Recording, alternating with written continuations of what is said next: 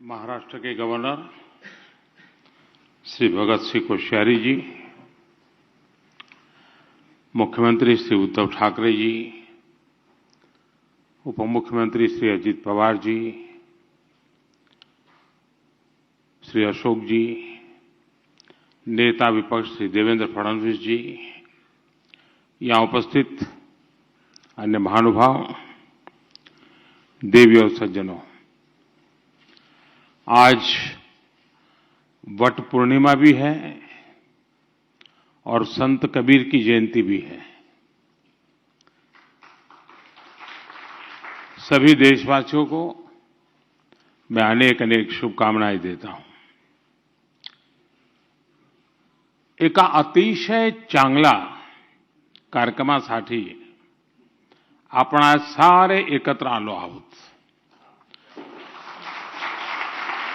स्वातंत्र्य समरातील वीरांना समर्पित क्रांतिगाथा ही वास्तू समर्पित करताना मला अतिशय आनंद होतो आहे।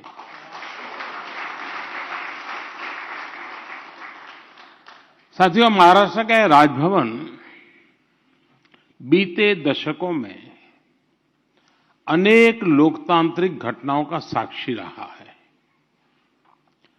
ये उन संकल्पों का भी गवाह रहा है जो संविधान और राष्ट्र के हित में यहां शपथ के रूप में लिए गए। अब यहां जलभूषण भवन का और राजभवन में बनी क्रांतिवीरों की गैलरी का उद्घाटन हुआ है। मुझे राज्यपाल जी के आवास और कार्यालय के द्वार पूजन में हिस्सा लेने का अवसर मिला। ये नया भवन महाराष्ट्र की समस्त जनता के लिए, महाराष्ट्र के गवर्नेंस के लिए नई ऊर्जा देने वाला हो।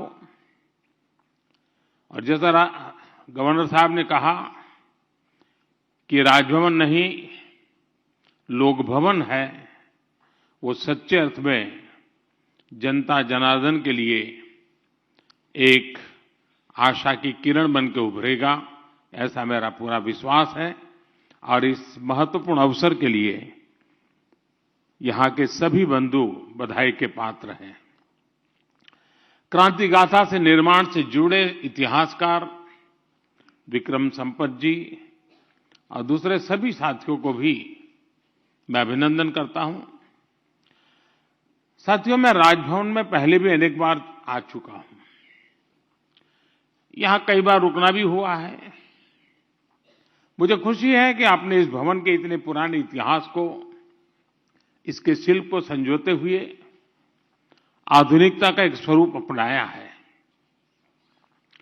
इसमें महाराष्ट्र की महान परंपरा के अनुरूप शौर्य, आस्था, आध्यात्म और स्वतंत्रता आंदोलन में स्थान की भूमिका को भी दर्शन होते हैं। यहां से वो जगह ज्यादा दूर नहीं है जहां से पूज्य बापू ने भारत छोड़ो आंदोलन की शुरुआत की थी। इस भवन ने आजादी के समय गुलामी के प्रतीक को उतरने और तिरंगों को शान से फहराते हुए देखा है। अब जो ये नया निर्माण हुआ है, आजादी के हमारे क्रांतिकारी को जो यहां स्थान मिला है, उससे राष्ट्रभक्ति के मूल्य और सशक्त होंगे। साथियों, आज का ये आयोजन इसलिए भी महत्वपूर्ण है क्योंकि देश अपनी आजादी के 75 वर्ष आजादी का अमृत महोत्सव मना रहा है। ये वो समय है जब देश की आजादी, देश के उत्थान में योगदान देने वाले हर वीर वीरांगना, हर सेनानी, हर महान व्यक्तित्व, उनको याद करने का ये वक्त है। महाराष्ट्र ने तो अनेक क्षेत्रों में देश को प्रेरित किया है।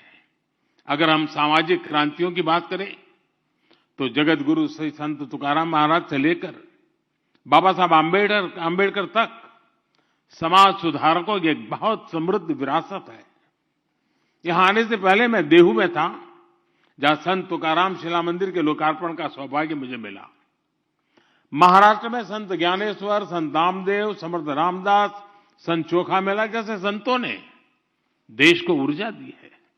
अगर स्वराज की बात करें तो छत्रपति शिवाजी महाराज और छत्रपति संभाजी महाराज का जीवन आज भी हर भारतीय में राष्ट्रभक्ति की भावना को और प्रबल कर देता है।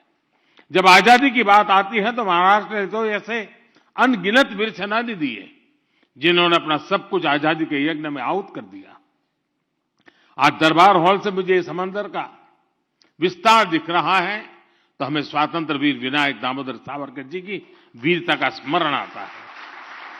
उन्होंने कैसे हर यातना को आजादी की चेतना में बदला, वो हर पीढ़ी को प्रेरित करने वाला है। साथियों, जब हम भारत की आजादी की बात करते हैं तो जाने अनजाने उस कुछ घटनाओं तक सीमित कर देते हैं, जबकि भारत की आजादी में अनगिनत लोगों के तप और उनकी तपस्या शामिल रही है। स्थानीय स्तर पर हुई अनेक घटनाओं का सामूहिक प्रभाव राष्ट्रीय था।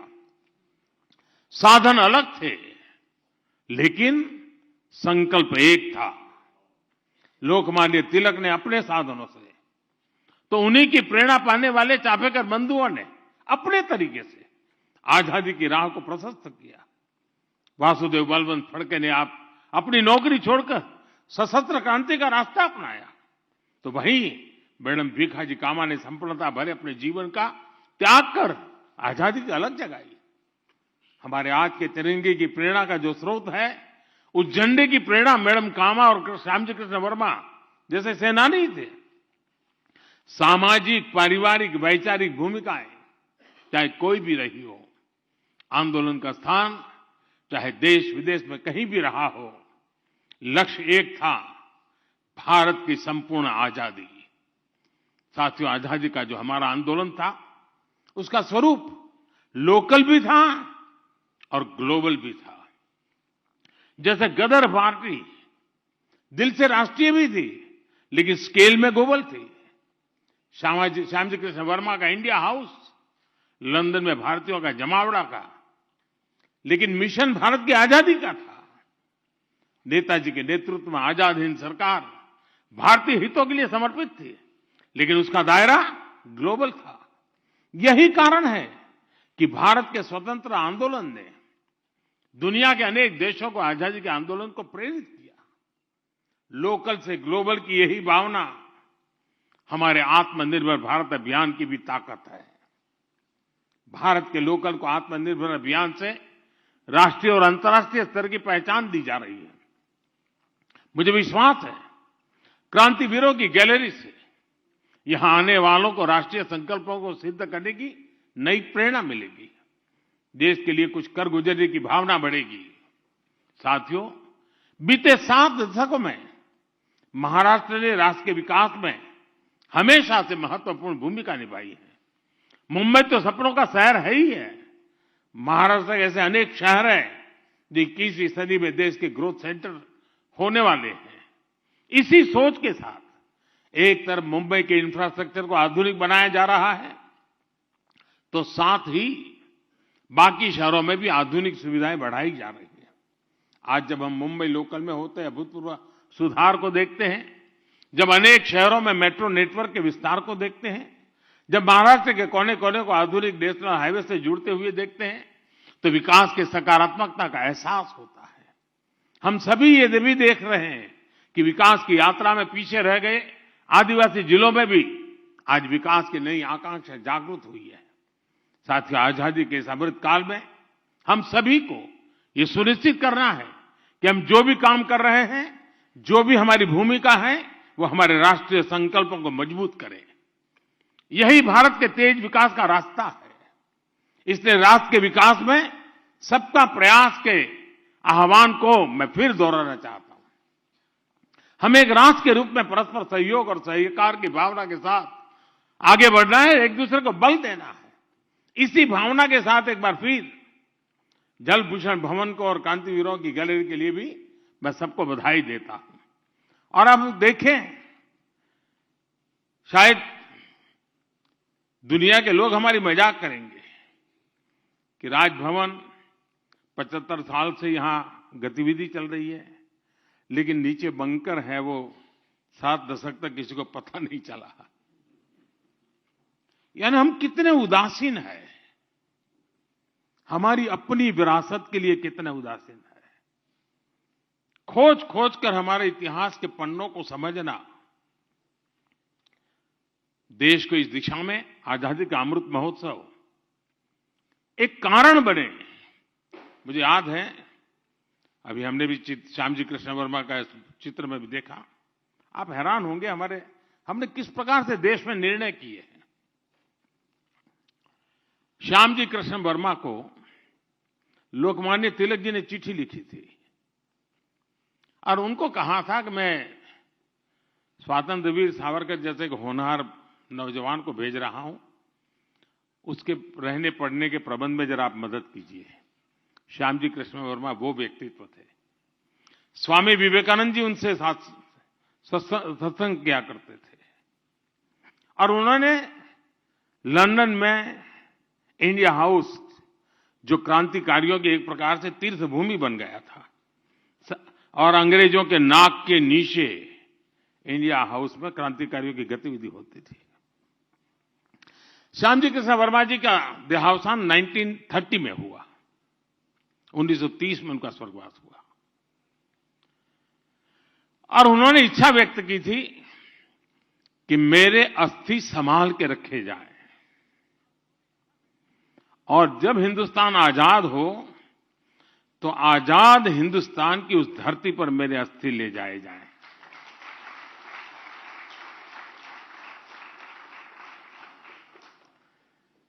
उन्नीस 1930 की घटना 100 साल होने को आए हैं, सुनकर के आपके भी रोंगटे खड़े हो रहे हैं।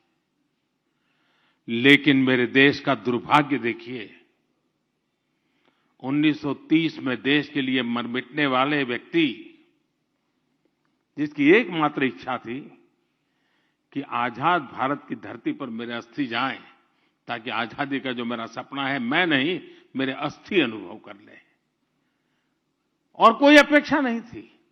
15 अगस्त 1947 के दूसरे दिन ये काम होना चाहिए था कि नहीं होना चाहिए था? नहीं हुआ। और शायद ईश्वर के ही कोई संकेत होगा। 2003 में 73 साल के बाद उन अस्थियों को हिंदुस्तान लाने का सौभाग्य मुझे मिला।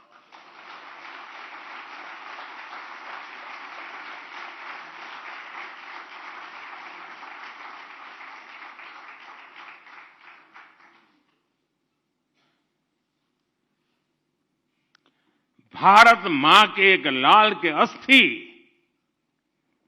इंतजार करते रहे दोस्तों, जिसको कंधे पर उठा करके मैं लाने का मुझे सौभाग्य मिला।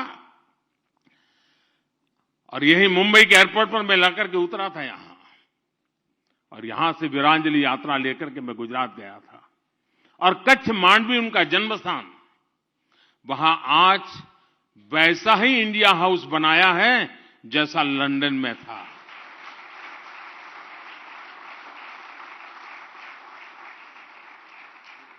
और हजारों की तादाद में स्टूडेंट्स वहां जाते हैं, क्रांतिवीरों की इस गाथा को अनुभव करते हैं। मुझे विश्वास है कि आज जो बंकर किसी को पता तक नहीं था, जिस बंकर के अंदर वो सामान रखा गया था जो कभी हिंदुस्तान के क्रांतिकारियों की जान लेने के लिए काम आने वाला था, उसी बंकर में आज मेरे क्रांतिकारियों का नाम।